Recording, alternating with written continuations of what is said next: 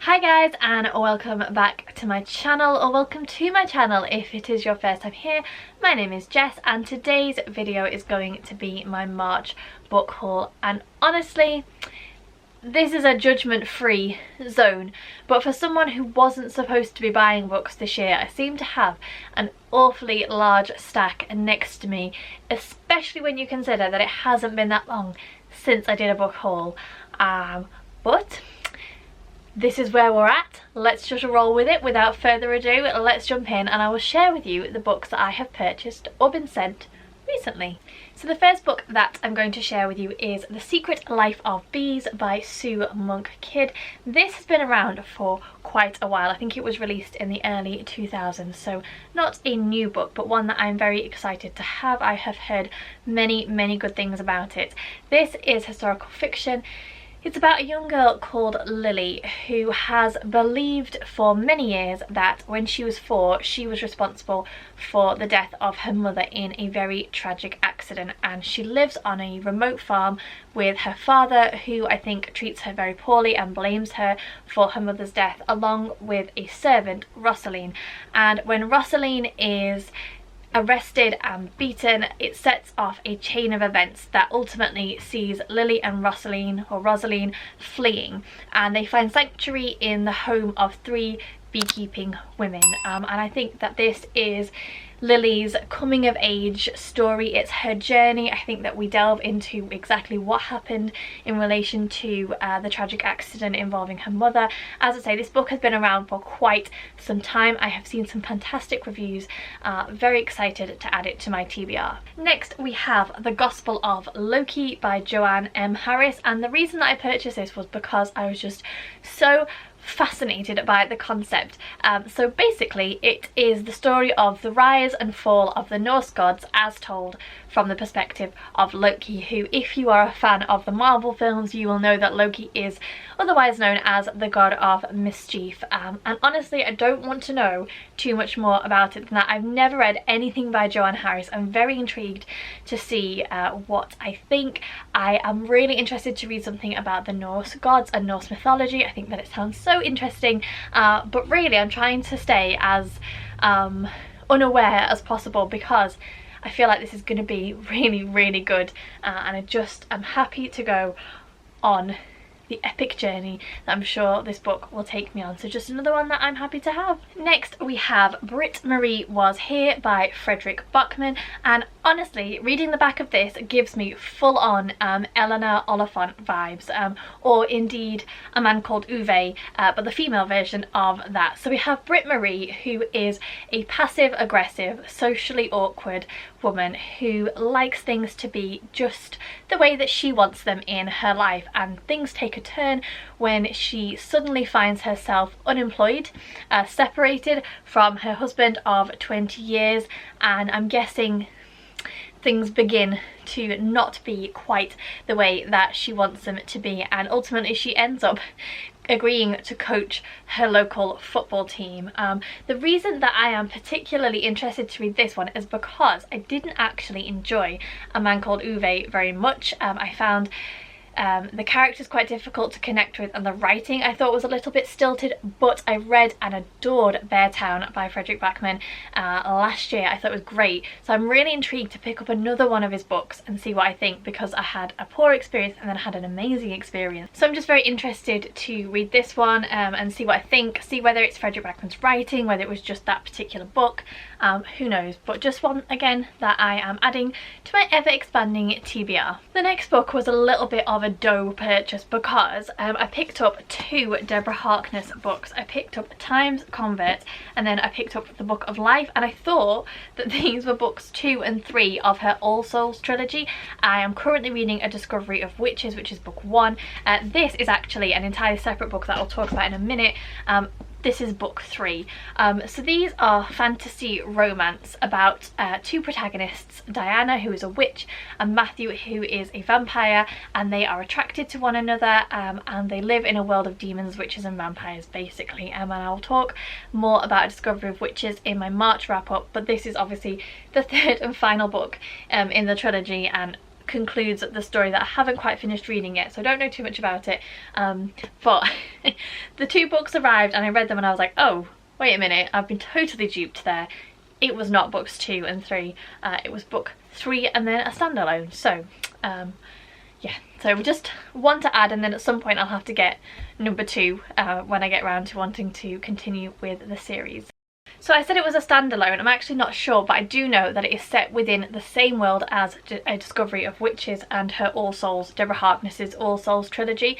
This is Time's Convert. We're actually following Marcus, who I think is a character in A Discovery of Witches, but I'm not sure if it's the same Marcus. But basically, again, fantasy romance in a world with vampires, demons and witches. This time following Marcus, who falls in love with a human, Phoebe, who has decided that she wants to become a vampire. Because this follows on from because this is set within the same world, but I'm guessing after the All Souls trilogy, I kind of don't want to know too much about this in case I end up spoiling myself for that series. But yes, just another one to add, however accidentally, to my list. Yes, definitely a doe moment.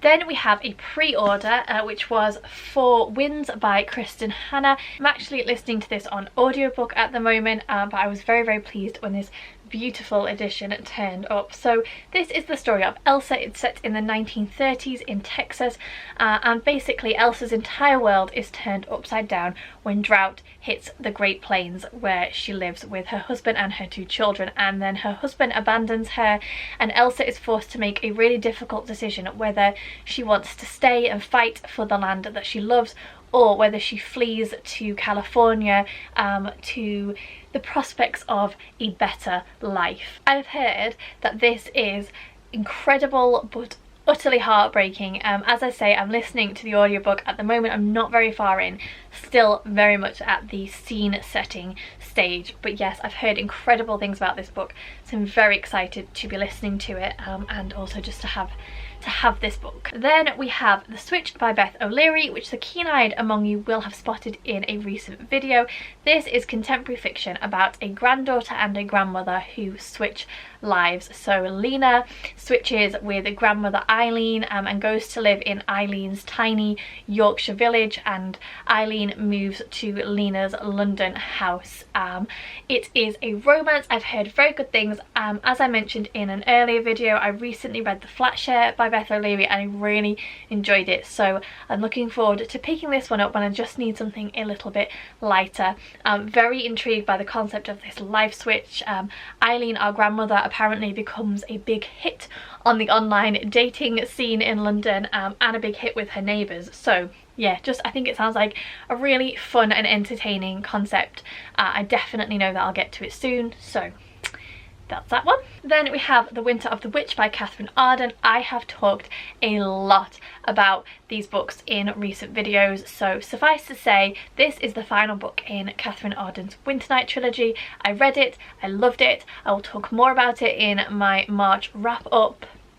Don't really have anything else to add about that right now. Next we have The Love Child by Rachel Hoare. I have never read anything by Rachel Hoare before, but reading the back of this, with its 2-story family saga vibes, this is really bringing to mind Kate Morton, who is one of my all-time auto-buy favourite authors. It's really giving me those kinds of feels, so I'm very much looking forward to this.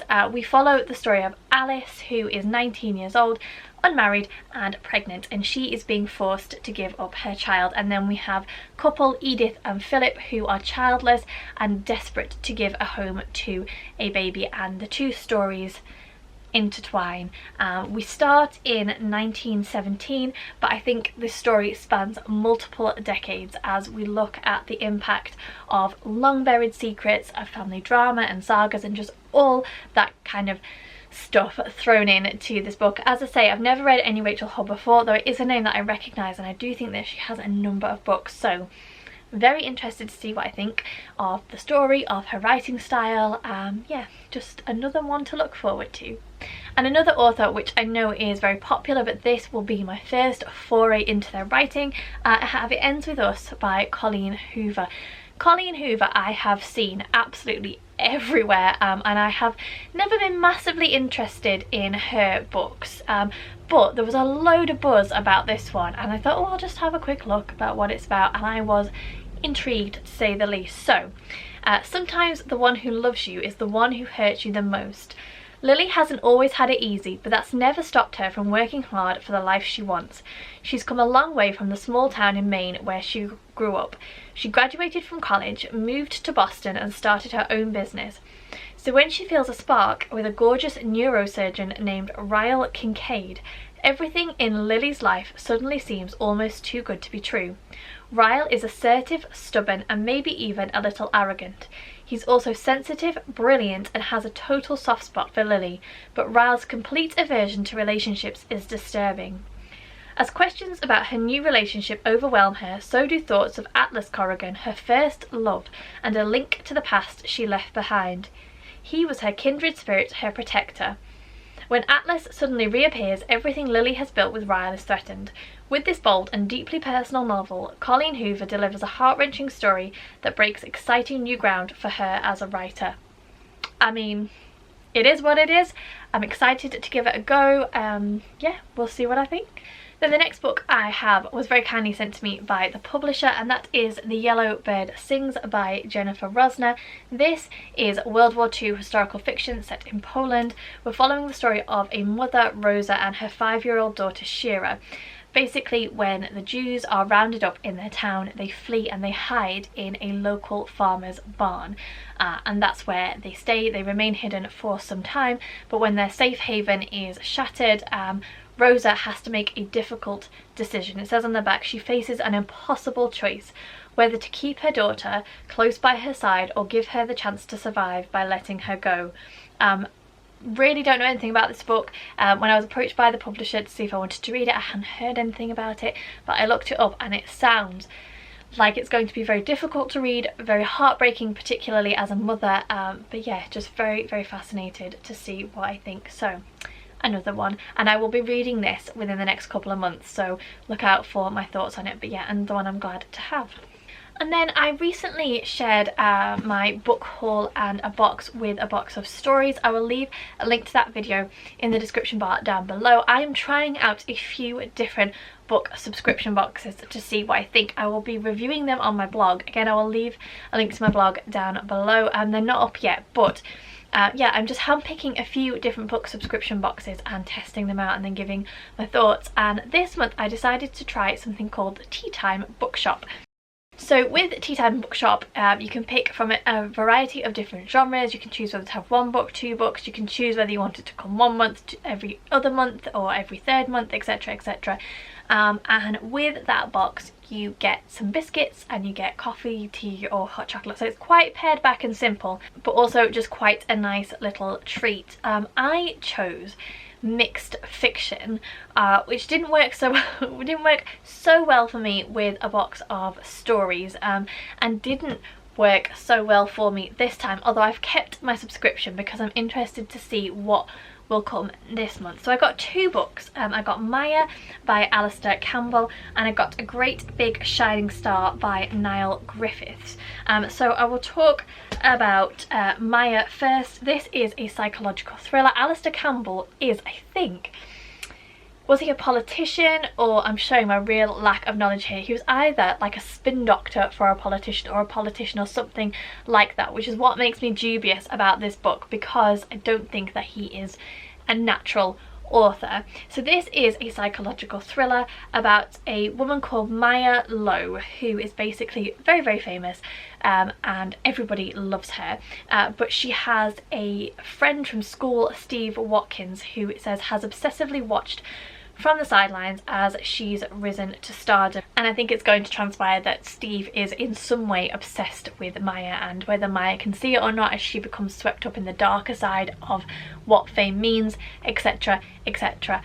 Honestly, I looked up reviews for this, did not have great reviews, but I'm going to give it a go because I'm going to try both the books out, although they're probably although probably I wouldn't reach for either of them. I am going to give them a go. As I say, I really like the idea of just biscuits. I actually chose hot chocolate and biscuits, and I thought it would be a nice treat when you're reading the book that you received.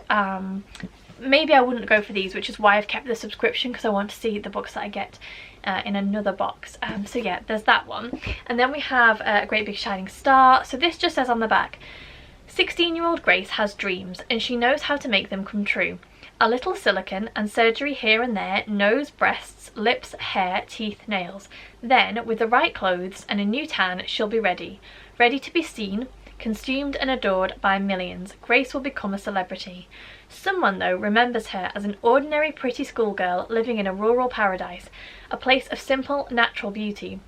When he sees how utterly Grace has changed, he realises how far the world has fallen since those days.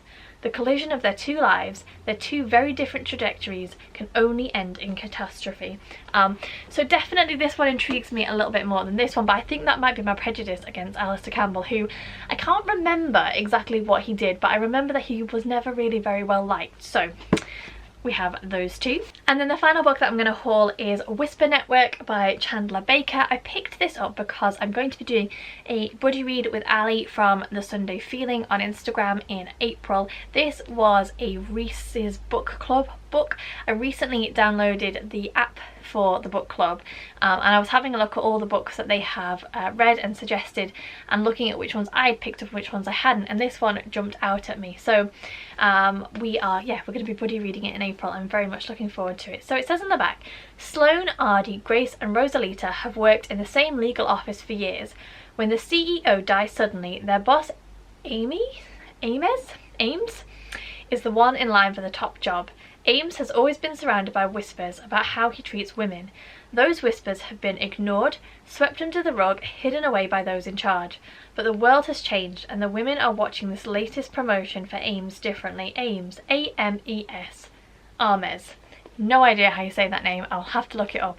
Yeah, Miss Sandberg was right about something. We had to lean in. It was the only way to hear the whispers. Very, very much looking forward to this. I think it's a thriller. As I say, it's a Reese's Book Club pick. Very excited to be buddy reading this in April. So there you go. They are all the books that I have purchased recently. I would like to say that that will be it, but we all know that that's probably not going to be the case. But all of these books will be entered into my new TBR spreadsheet, so hopefully some of them will begin to pop up in the near future. But for now, thank you very much for watching. Do let me know if you've read any of the books that I've hauled, or if any of them sound of particular interest. Always love to chat more with you in the comments. If you enjoyed this video, don't forget to give me the thumbs up. Subscribe to the channel if you aren't already. I hope that you are all keeping well. Thank you again for watching, and I will see you all soon.